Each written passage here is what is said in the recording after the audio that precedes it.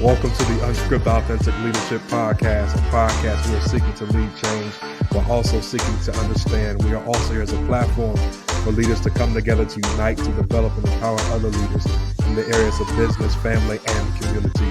I'm your host, Lafayette Lane, joined by my co-host, John LeBron. Today, we are joined by our special guest, Troy Sandidge. Put those hands together, put those clap emojis in the comments section, clap it up for our guy, Troy, who has joined us to have a special conversation on how to create content that connects. A little bit about our special guest, Troy is a B2B growth marketing strategist who's generated over $150 million for entrepreneurs, SMBs, startups, enterprises, and Fortune 1000, maximizing business profitability by formulating strategies, building systems, and developing solutions. And today he has joined us right here on the Unscripted Authentic Leadership Podcast. Troy, thanks for coming on. Thank y'all for having me. I just want to say some of the best moments leading up to this, man, the nurturing, the back channel experience. I feel empowered as a guest on today. So thank you all for the warm welcome. Let's go, man. Yes, sir. Well, listen, man, let's jump right into the conversation. The atmosphere has been set. Let's just jump right in. Troy, you are a marketing strategy beast. And I love some of the terms that you have coined as a growth evangelist. I thought that was pretty amazing. And as two guys that have started a podcast for just over a little year, we know how important content is, right? And marketing and strategy. We're trying to take it to the next level, as such is our audience and our listeners. And so I just want to start off just in your specialty, man. We know that content is absolutely essential. Right. Connecting with your audience, engagement is absolutely critical if you want to be successful, especially in the social media and the marketplace. But how does one create content that gets that engagement? Just personally knowing that sometimes you create content, the engagement is really high, and then that one that you think is going to do really well literally flops. And it's like you're trying to gauge what it is, the algorithms and so forth, SEOs and things like that nature. How can we create content and make sure that we get the engagement that we're looking for? I think that's a great question. And that's a relevant question. Yeah. Everyone listening, you know it in your soul and your spirit that, man, I really wish my content would convert more. I really wish it would drive more leads, more revenue, more views, more watches, whatever your CTA, KPI, OKR, whatever it might be. And I think the first thing, it comes down to understanding you can only control when you can control. Now, this is something I've been battling with as a marketer, professional marketer for 12 years. The classic debate, quality versus quantity, right? And the debate goes, you have to have the best quality. And I always say, to an extent, that's great. But if no one knows it exists, no one knows to look for it, it doesn't matter the quality. It's irrelevant. And so it's understanding the relationship of how the bigger picture is. We're creating content to achieve what? And understanding the effort of creating that content is a small piece of a bigger puzzle. When we're creating content, many times we're thinking we're stuck in awareness mode. And that's just, I'm hoping somebody will scroll, stop, look, watch, click, read, whatever. And in most cases, that doesn't always work. We have to go beyond awareness. How to create content that gets people to take an action is the key. Not just creating content.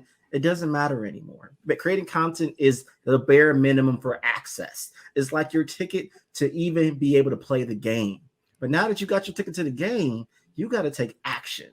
And so it's taking your content and figuring out, how can I compel someone to take action? Sure, you have the conversation of, am I using the right platform? Am I using the right mediums? Am I talking to the right people? Am I positioning myself in the right way? All of this needs to be kind of established, that when you do create that content, you have your checklist. And it's like, do I do this? It's like when you walk out your house, what do you say? Keys, wallet, phone, and now you got to say mask, right? And before you walk outside that door, right? And the same way with your content, you have to have your checklist and make it make sense. Now that sounds very simple, but a lot of folk don't do it. They create their content haphazardly. I think that looks good. I think that sounds good. Wait, does your audience think it sounds good? Does your audience think it will land? Now, it's a testing phase, but once you know where kind of your audience is, do more of what works, do less of what doesn't work, and understand that I'm done. Understand that when it comes to your content, it's a constant evolving optimization thing. So don't take it personal if you don't go viral, which you shouldn't be thinking that way. If you don't, get thousands of bunch of likes, you're amazing. And for validation, that dopamine hit in the first 10 minutes of you posting something. That's not the case. But if you are consistent at longevity game, you can post one piece of content that lands, and now everybody goes back to the beginning of your TikTok, the beginning of your LinkedIn, your Instagram, your Twitter, your YouTube, and now everyone's want to know, how do they start it? I want to go back to episode 1 and work my way back up. So you never know what might take off. It's just being consistent and knowing your audience. So you mentioned a checklist, right, to get action. I know when this is over, if we don't ask this question, someone's going to say, "What about the checklist?" Can you give some tips on what that checklist should look like? Yeah. Oh man, you put me on the spot. It's okay. I work with this. This is what I do. We want to get in the weeds. Let's go, Troy. Into the weeds. All right. So one framework, if you know me, if you heard me, this is a very classic, but it's true. It's simple to the point. You want to apply DART, the DART marketing methodology. The D is to be direct. The A is to be authentic. The R is to be resourceful. And the T is to be tactical. And I'll send all this stuff. So y'all don't have to worry about the list. Y'all, we got it. It's documented everywhere. And so you might think, well, Troy, how does that help me out? The first thing, does your content, is it direct?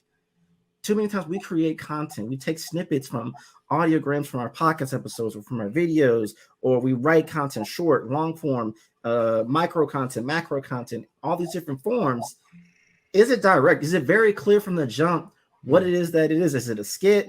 Am I going to learn something? Am I going to get something away? You can't go in it with ambiguity in the first 5 seconds, because all you got is 5 seconds and I'm out of here.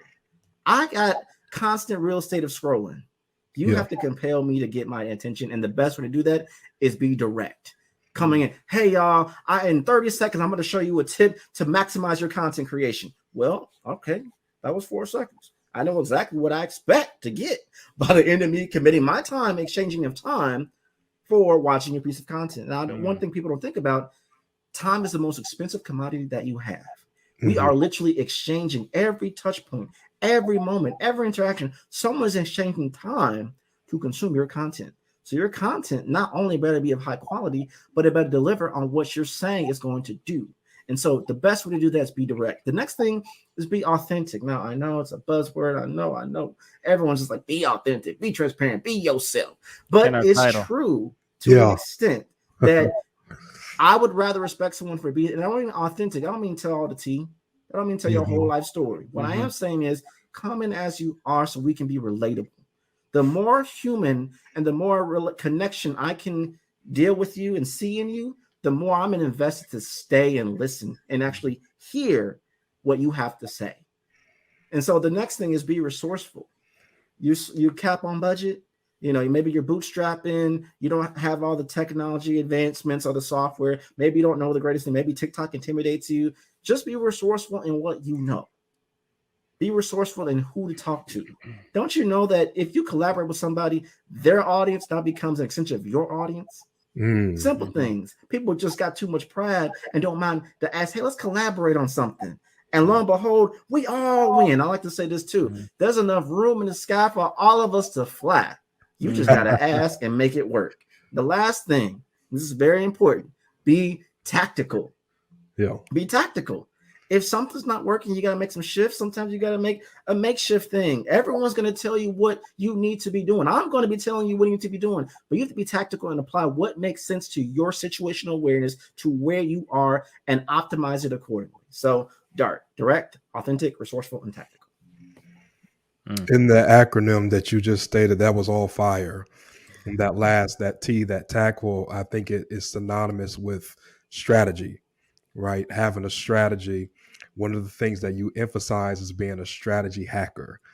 I was very interested in that. What do you mean by that when you say that you're a strategy hacker? Because everyone That's another buzzword. We have a strategy. We have to have a strategy for success. But what does that mean when you can't really tap into what strategy that you should really have in trying to make a successful plan for your success? Strategy, I've been trying to debunk the myth that it's a set it and forget it, and it's not. Strategy is your GPS. And I tell this too, just because you create a strategy, I can't determine how fast you can get to your destination. I can determine what you will face. What I can promise you is once you have a strategy, you know exactly the line from where you are, part A, to where you're trying to be, part B. And no matter what happens, you hit traffic, you got to get off the highway, you get a flat tire, you get hungry, you get tired of driving, you made a wrong turn. It doesn't matter. Your GPS is always recalibrating to get you back on track. Hey, you're this far away from this goal. And then what does it say? It doesn't say guaranteed time of arrival. What does it say? Estimated time of arrival. And it changes constantly depending on other variables at play. That relationship and correspondence to you driving to your destination is strategy. And you trust it because it's always keeping you in alignment, is adjusting with you. That's what you need. Not just set it and forget it. I made a brand guideline. I did an outline. I did a projection of what I want to do in 2022. Maybe, you talk to your pastor, your wife, or your family. And you sat down. This is all the goals and things I want for my New Year's resolutions. And I have a list, y'all. I have a list, but that's not a strategy. That's a checklist. That's not a strategy of taking everything on that list and applying and seeing what makes sense, what seems possible, and making it, applying the bigger scheme of things. And then here's my action steps for today, for tomorrow, for next week, for next month, for the quarter, next quarter, and beyond, to slow progress to get to your goal. And so when I say I'm the strategy hacker one, I wanted to just stand out. Look, I'm being really honest. I'm like, it wasn't trademarked. Your boy got a trademark, and now here we are. But beyond that, in my mind, I'm a outlier. I'm a former electrical engineer that can convert to digital marketing. So I'm a unicorn. I can think analytical thinking, and I can back it up with creativity. So I'm a bad man. I'm a bad man. Talk your talk, man. And so when I think about strategy hacking, all I really do is take complexity, I eliminate it from your business equation, and I make things simple. When things are simple, it's easier to understand. And this is why I really want to be in strategy, because people look like me. They come from where I come from. I'm from the greater Chicagoland area. A lot of Black businesses, marginalized businesses, people with lower socioeconomic settings don't get the same access. And so I love to bring and eliminate all the stuff and create a simple framework for people to understand this is what it takes to get to where you want to go. And the more simpler it is, it's a straighter line. And that's easier to maintain than all the squigglies. And so I just decompress all the complexity and make things simple to understand. When things are simple, they can be sustainable, they can be scalable, and they can therefore be successful. Wow. Really good. So I was listening to the first time I listened to your show, I listened to episode 33. If you haven't, so if everybody's listening, it's a show called I Digress with Troy Sandidge. Maybe we can put a link in the show notes. And episode 33 says, "Are you a pain reliever or a pleasure provider?" And I first started listening. I was in the car. I was coming back from a meeting I had with Lafayette, because we have like quarterly meetings, just talk about what we're doing with the show.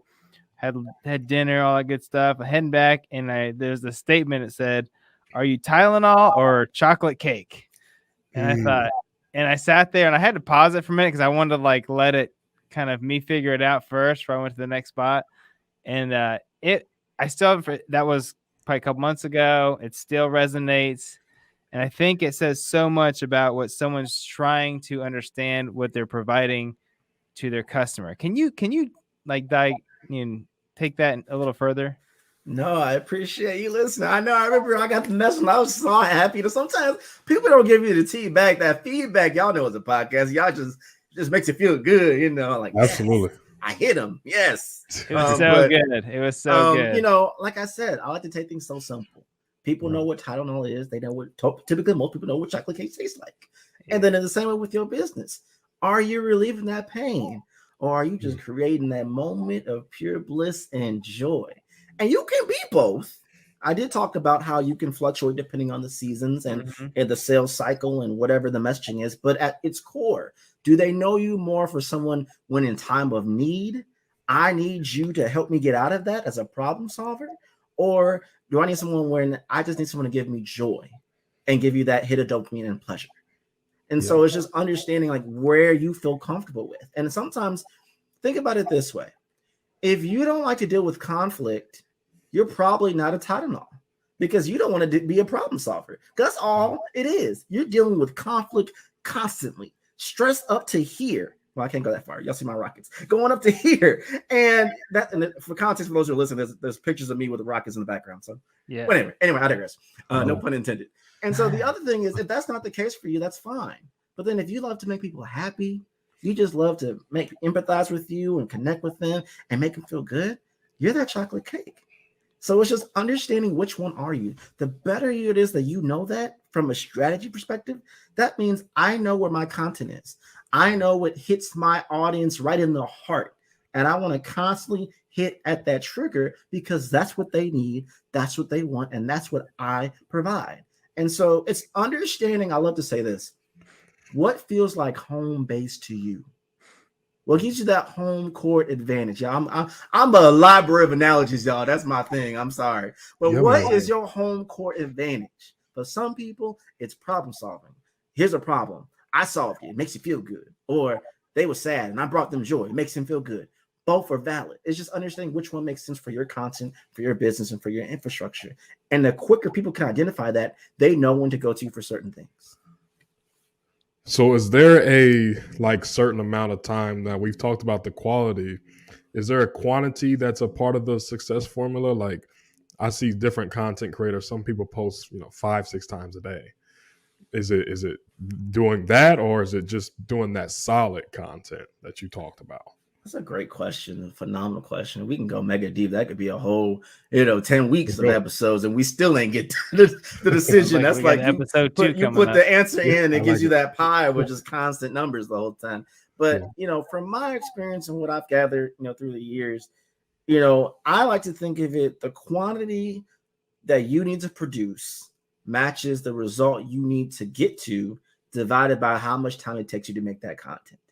There's going to be times where you're going to have to sacrifice quality to boost quantity, or it needs to be timely. If you're someone who's talking about something very specific on trends or something that's happening in real time within the world, within your local region or your industry, what may have you, it actually burns you and hurts you if you take longer to produce that piece of content. It may hurt you or burn you if you don't produce enough of the content. And so it's understanding that relationship correlation of time to distribution, managing a certain level of quality, and then does the quantity justify me putting this effort to do so? And so you have to ask yourself, number one, if I'm going to do a certain set number, don't just pull an arbitrary number out from somewhere just because it makes you feel good, or just because you saw it from a book, or someone just randomly, I'm posting 4 times a day on Instagram. I still have people telling me, Troy, I post 7 times on IG stories, 3 times on Instagram, 2 reels and 1 post. Then I'll be sending DMs to everybody. I'll like my post 10 hours later to give it pop up to the same thing. I apply that same strategy to LinkedIn, and it's just on and on and on and on and on.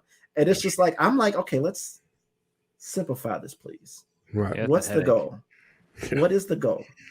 What is possible? What is the maximum amount of content you can create?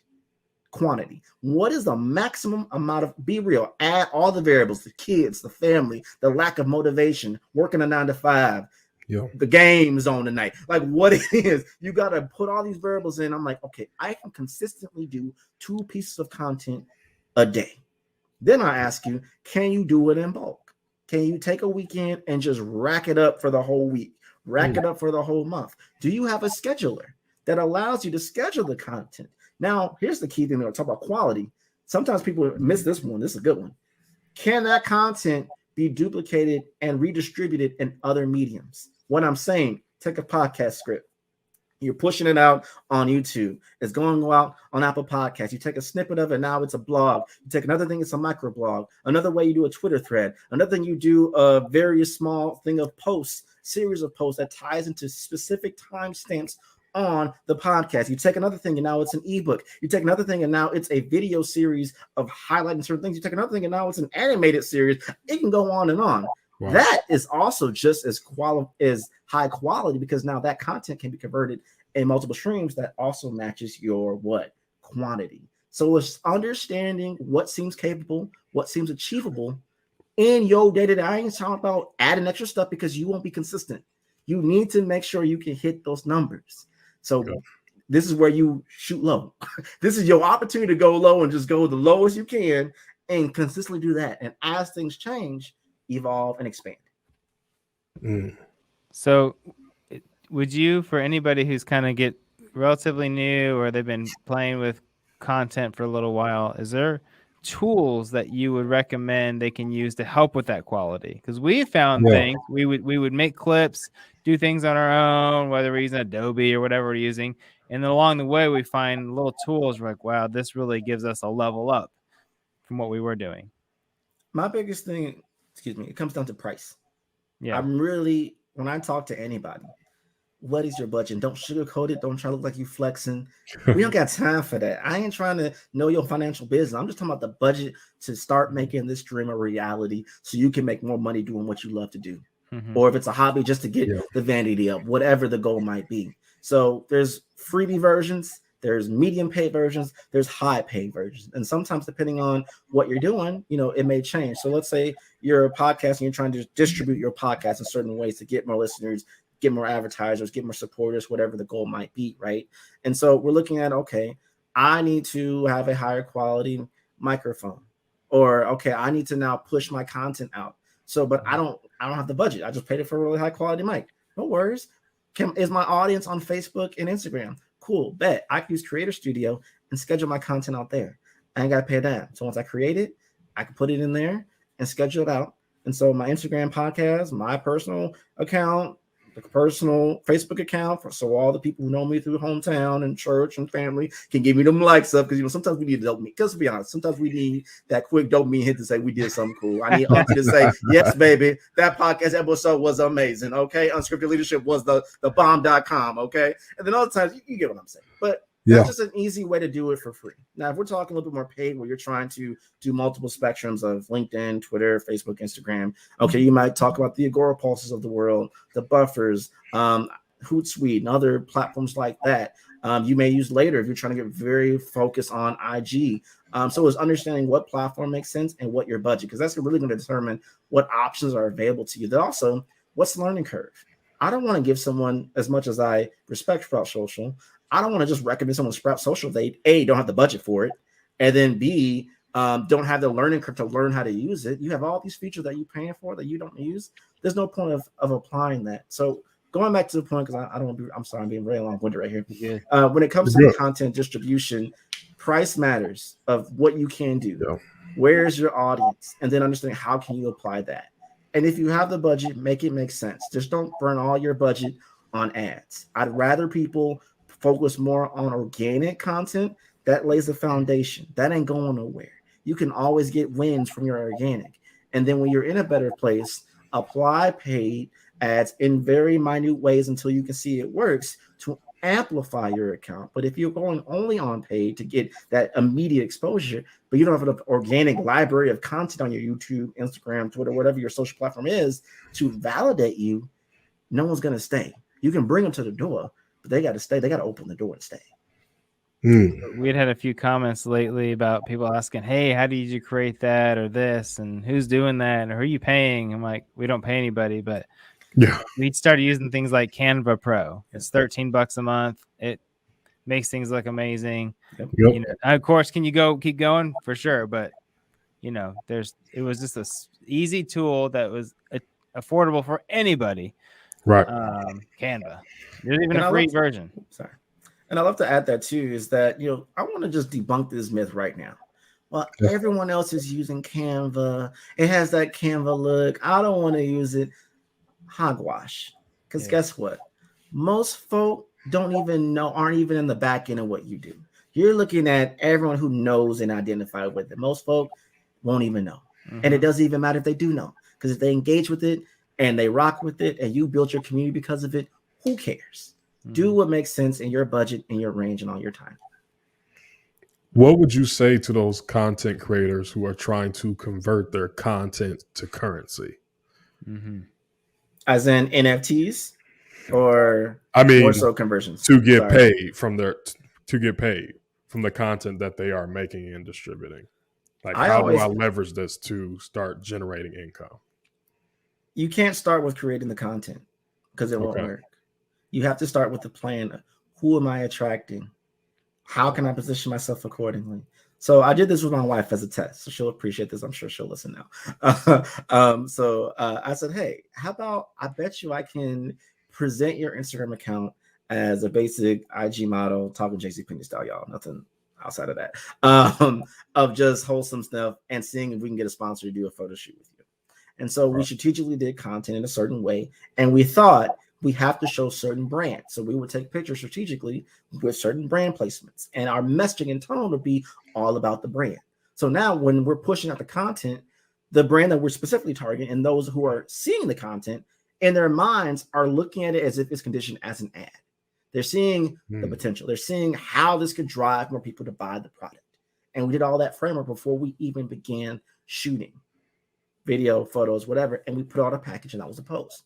In the same way, when you're trying to get people to convert with your content, you have to have position and placement necessary in place already before you even start the shoot, before you even create whatever your form of content of choice is.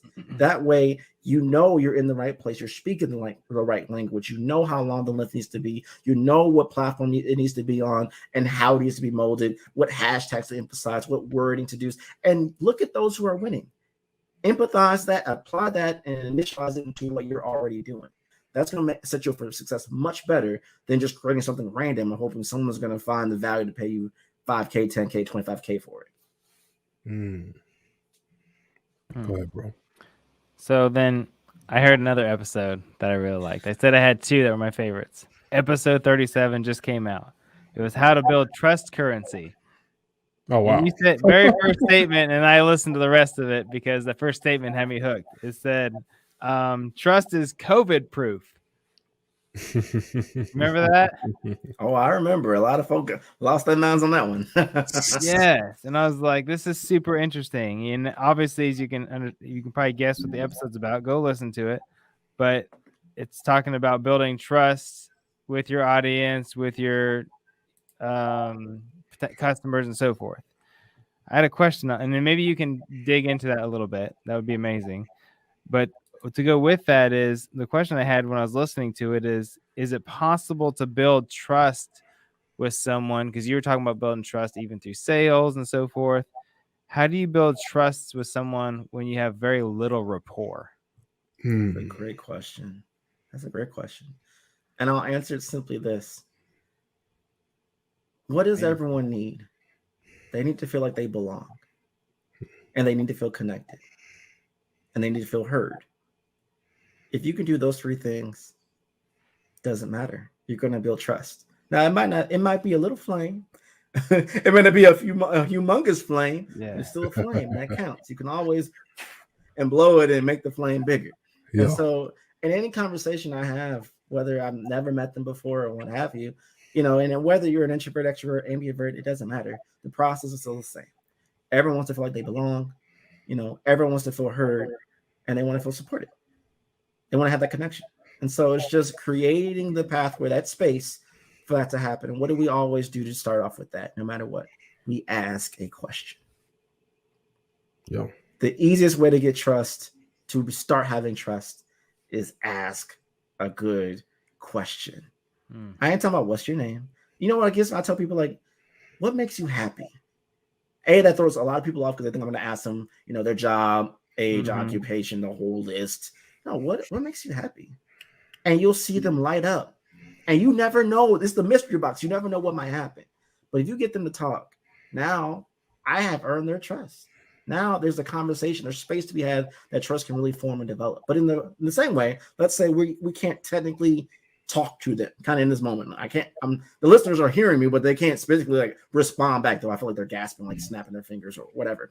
I imagine this as we're talking about, like, yes, yes. But in the same way, you can still insinuate those questions internally, the rhetorical questions. You can create a visual, paint a picture that now they are having a moment with you and now they trust you. And that's all that needs to get started, no matter the industry, no matter the purpose. Yeah. We've been talking about social media, connectivity, and engagement, and those things, and everyone seems to be busy. You made a post on your Instagram. You said, "Stop praising being busy." Y'all did your homework. I love that. I love that. Can you unpack that statement for us, Troy? Ooh, I don't know if y'all ready. I don't know if I'm ready for it because I'm guilty of it too. Yeah. We have to stop praising the act of being busy. Being busy is not an answer. Imagine someone is, how you doing? Living. What? How you doing? I'm living. That's how you sound when you say, oh, I'm busy. That's not an answer. That is a process. Give us an answer. You're not giving us anything. So we have to unpack busyness. We need to stop associating, and I blame hustle culture.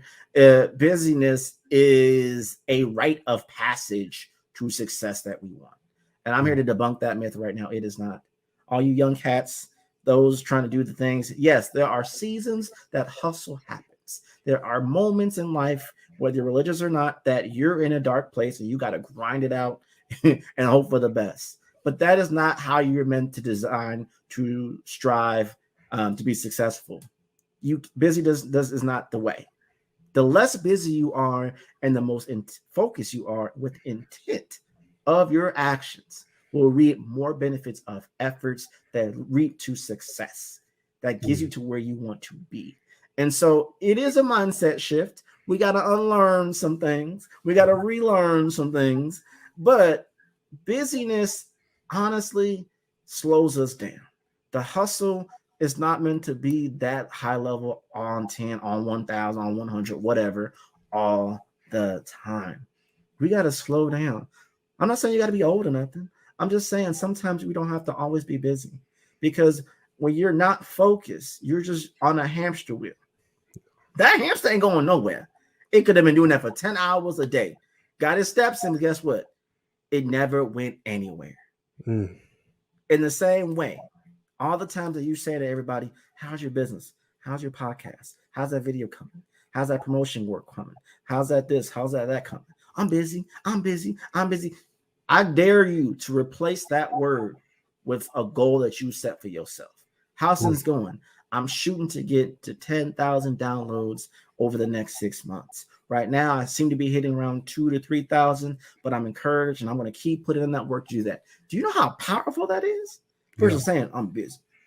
The extra 5 to 10 seconds of being very clear about your goal reinforces psychologically in your own mind what you need to do. When you say you're busy and you keep saying it out loud, your mind is being trained to think, this is where I need to be. Just constantly in this state of chaos and ecstatic and everything else, versus, am I being intentional with every move that I make?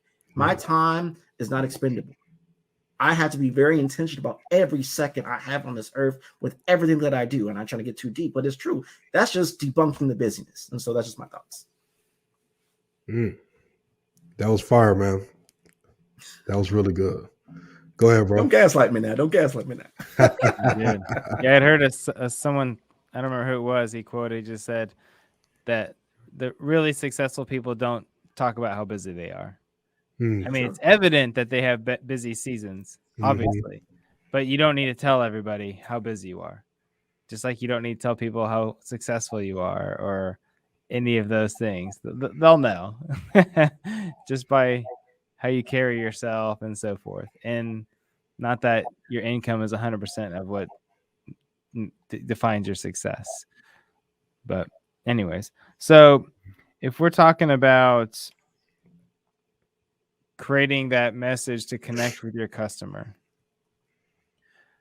if someone is saying, okay, right now we're kind of in a Is there anything unique now that we're in this COVID environment as far as like, I don't know how to describe it, but it feels to me that the seasons are different now as far as connecting with people than they were even a year and a half ago, obviously. Is there anything unique to how we're marketing now? Like, I keep hearing a lot more about mailing, as far as like mailing list marketing, maybe more because I'm in the space more now, but it seems to me that seems to be a push bigger than it was a couple of years ago. Get your build your list bigger or so forth. Is there anything to that? Oh, 100%. I mean, Facebook was down like a month ago. Yeah. Facebook, Instagram, WhatsApp, gone. Finito. Mm-hmm. How many influencers? How many businesses? How many churches? How many nonprofits? All them folk, all the groups, all them folk with the blue checks, all them folk running Facebook ads who got the stuff algorithm figured out, gone. They have no way to talk to them. They have no access. They have no validation. The blue check's gone. Everything wiped off in a moment's notice. You are gone from those platforms. Now what? And if you never took the time to build an email list of those humans, of those individuals, of those supporters, of those buyers, of your customers, of your fans, of your community, I really want to ask yourself this. Would 99% of them go find you somewhere else? Probably not. No. You'd be lucky to get half. You'd be lucky to get a fourth. Because guess what? They too lost access to things. You're not priority number one to them. And so it's understanding I need to have something of my own that I control, my own land, that if something happens, I can connect. And what's the one thing we all have is an email address. That's power. Now, if you think of, we're living in a time where we have 5 generations working at the same time. 5. And so email may not be as important, but that was a wake-up call for a lot of people, myself included. And I don't care about email. Not that I can't do email marketing. It's just not one of my greatest things I like to do all the time. But it was an eye-opening that we think social media has to be the gateway, the channel to the heart of our customer. And that's not the case. It is one. It is one of many that we have to communicate to. So building an email list is very important. There is some validity to that. And I think even now, that should tell you that even more. We can't control. If all the social media platforms shut down, what are you going to do? If you still have email, there's people that email in like 10 minutes. They said, hey, the Facebook Live we're doing in our Facebook group, it's now a Zoom. Here's a link. And they kept it moving. Ain't missed a beat, okay? Not one beat. They got the money. They got whatever they needed to do. They delivered. It was not a beat. And a lot of folk, they was praying to the Lord on high that, Lord, can this turn back on? Because I need to get my validation, my dopamine, my likes, and my money. And so email list is very important. And in the same way, if we're thinking of COVID, what is done during this pandemic, and some people are Zoomed out, some people are Clubhouse out. I think in regard, I like to have people change the saying, all the things I got to do to all the things I get to do. In a time where a lot of people don't even have the ability to connect and make money through this screen, to have their voice being spoken to and heard through this screen, to connect to other humans through the screen, we get to have conversations through this screen. But guess what? I ain't got to wear no pants if I don't want to. I ain't got to pay for no gas. I ain't got to worry about traffic. I can, in 10 minutes, put on an outfit, get on a podcast with some amazing men and talk the talk. And then when I'm done, go right to the fridge, get my wings out and watch the game, y'all. I didn't have to go from downtown Chicago, get in my SUV, pay my parking, and drive for a good 2 hours and hope to the Lord that there's no traffic. So we have to really reframe ourselves of, look how much we lost. Look how much we gained. Look how much time we got back. If you imagine now in person settings, you might not remember people's names. It's nothing personal, but on Zoom and other places, it literally tells your name. You can look things up and have conversations and throw it in and out like, wow, you really know about me. You really did these. Like, we have to really think about the advantages of this instead of talking about woe is me. This used to work in the past. Well, it ain't the past no more. It's now, and the future is coming. Social audio is here. Virtual summons are still here. Now, we know we're transitioning back, and I know it was a long-winded thing, but I want to just bring some clarity and understanding here that when you're coming to marketing and adjusting, we focus so much on the negativity, but there are people thriving in this environment right now. And it's just a mindset shift. instead of what do I got to do? What do I get to do? Yeah, we started our whole show during the pandemic. Literally. I did too. Literally, I'm like, oh, I need to do something. Podcast. Literally. Have you found podcasting to be a great channel for you and for anybody else who needs to market their business more? How's podcasting been for that? You know, I told us when I started this, I told someone, I am not a podcaster. I am a marketer who has a podcast. There's a difference. Because I saw the podcast, I didn't think one time to check downloads. I knew if I created a podcast, here's what's going to happen. There's so many distribution channels that you can have your podcast into with your RSS feed. For those who don't know, you create a podcast, get RSS feed, you submit the RSS feed to Apple Podcasts, Spotify, the works. And so that's the context. You can split it to anyone. So there's a lot of directories you can do. That alone over time is going to what? Build your SEO. So when people search you on the internet, you're going to rise up higher in search. So I knew if I distributed to 137 directories with my podcast, that means I'm using more clusters to give me backlinks back to my site and validate my efforts of who I am and what I do. Yeah. So that's an amazing business card to have because you put your name in on Google, you want to get 10 seconds to impress somebody, boom, what comes up? Here's your podcast. Guess what? You get to hear my voice, my modalities, my structure, my strategies, how I think in like 5 minutes. And so that's how I saw podcasts originally serving from me. Now, I turned that into a sales funnel. You know, we all repeat ourselves all the time. We do this research and create. People don't understand how much effort, y'all, we put into these episodes. It's a lot of effort, y'all. And you can convert that episode to now saying, oh, just like you did, John. Okay, episode 32, this. Episode 37, this. And I can use that in my sales strategies. Hey, I have this problem. Go to episode 29. Talks about growth marketing. Boom. Good luck. If you're ready, come back, have a conversation with me. So now, again, quality of the content. I just took this piece of content. It increased my SEO. It is serving as my sales funnel. It's serving as a person that's not myself to convince somebody of my modalities, what I'm doing, what I'm about. Shows all the different layers of me in 30 minutes or less. And now you're taking this one piece of content and doing so many other things with it. But also, I'm a fast-winded talker. I love writing, but I'm a slow writer. I'm a faster talker. So I took all my podcast episodes and I'm making it into a book, taking the snippets out and coordinating it all to a book because I can think things out. That's my way.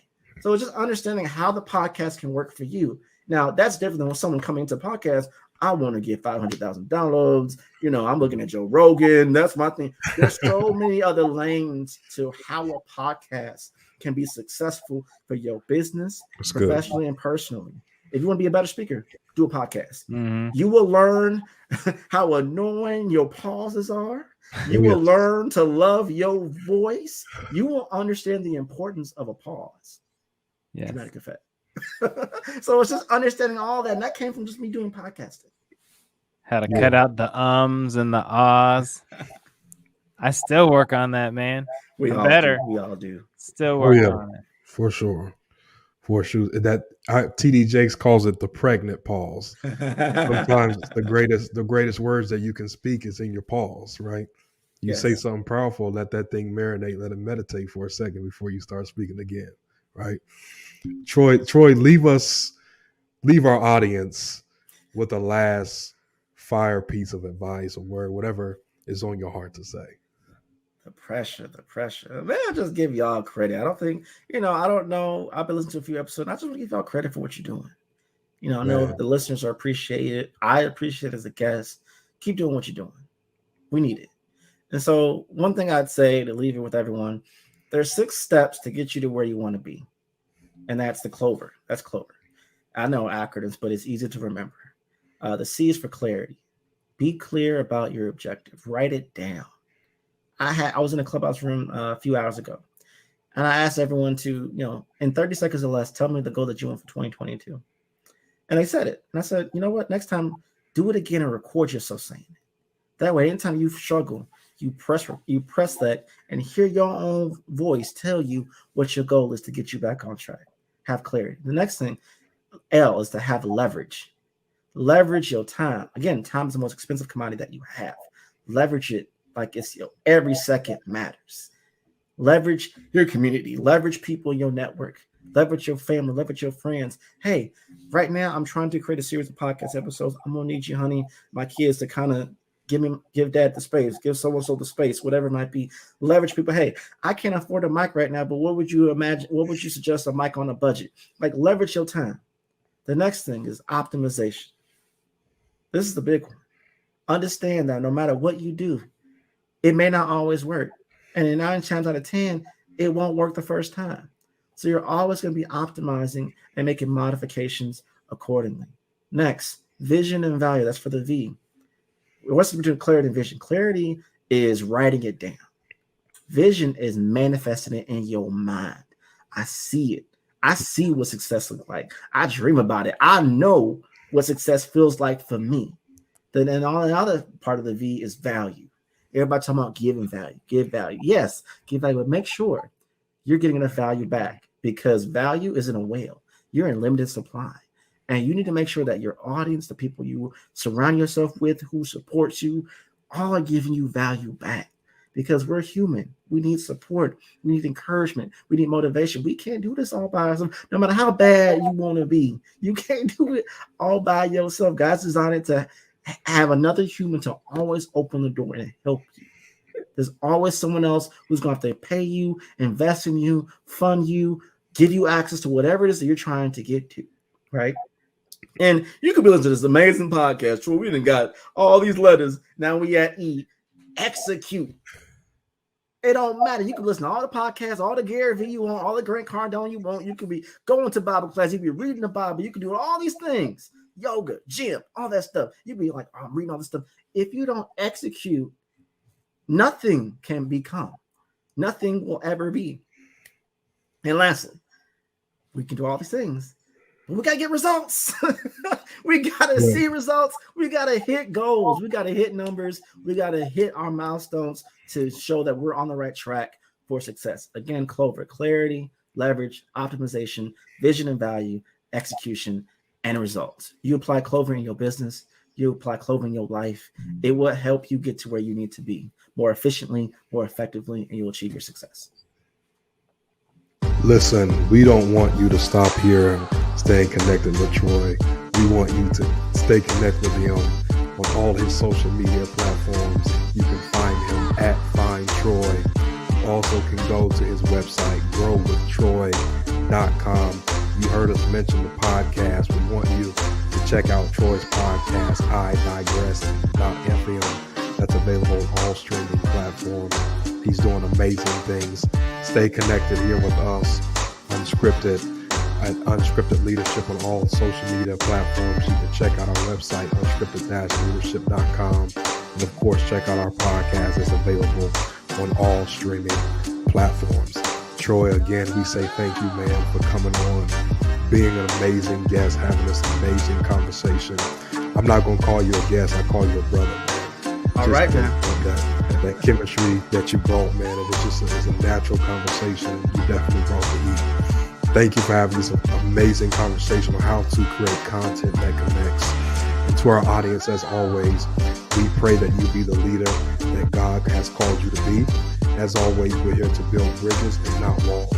Bridges connect and walls divide. Until next time, God bless.